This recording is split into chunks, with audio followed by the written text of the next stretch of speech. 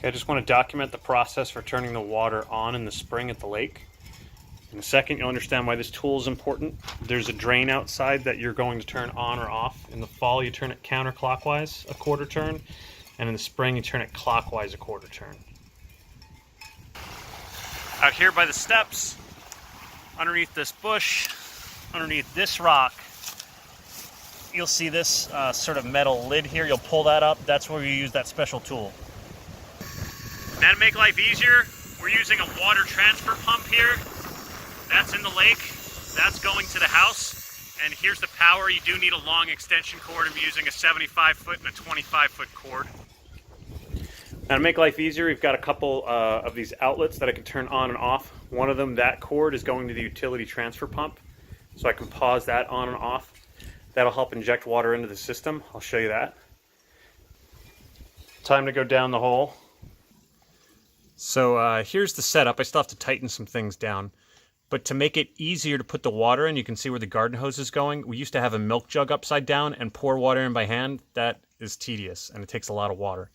So this year I decided to have the hose, the garden hose, go directly into that input there. So you can see this valve, we did put, to go from a male to a male end to make it easier to connect. Had to get that at Home Depot. But now the water injects directly. Now the pump I also have into another switch. So if I go like this and I push 3, you can't hear anything because the pump's so far away, but water should be starting to pump in through there. And if I push 1, pump turns on.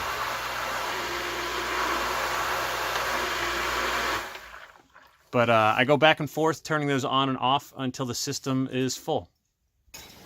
So it's going to take a while to fill those tanks, follow the pressure, but again, this is so much better than when we were pouring it by hand.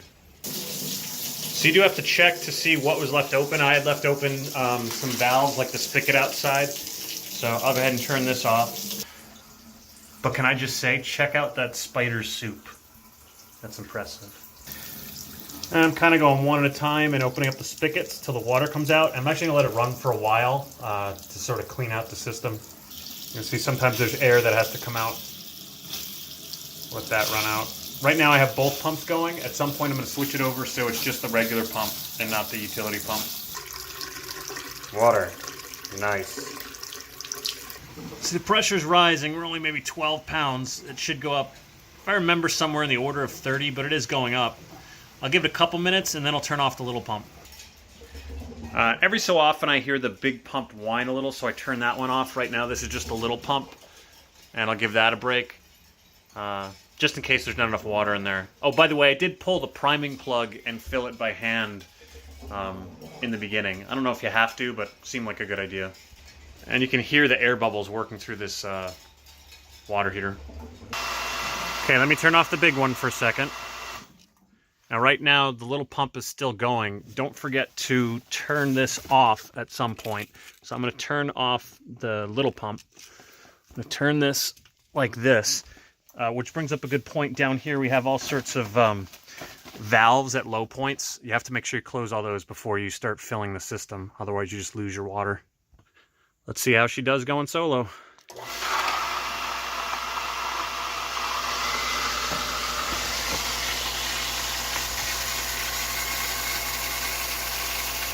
Well, she's got water pressure, and it does appear to be rising slowly. Just got to give it time. By the way, that hose is going to live here just like that now.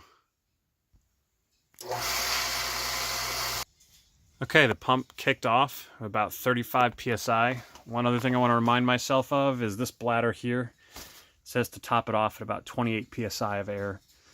Or sorry, 26. So I did that. And this, I now plug the pump directly up to there. There's a switch upstairs.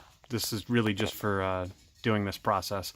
But having the water transfer pump go directly into the priming valve there has been game-changing, combined with being able to do this, go back and forth. So this is actually the first year I've done it by myself. Usually it was 2 of us with like a milk jug stuck on there, and this is much better. Water looks good. Realistically, this took me, the amateur, probably about 3 hours start to finish, including cleanup, but it's much better than the $400 they wanted to charge us. Yeah, and there's the lake. Nice.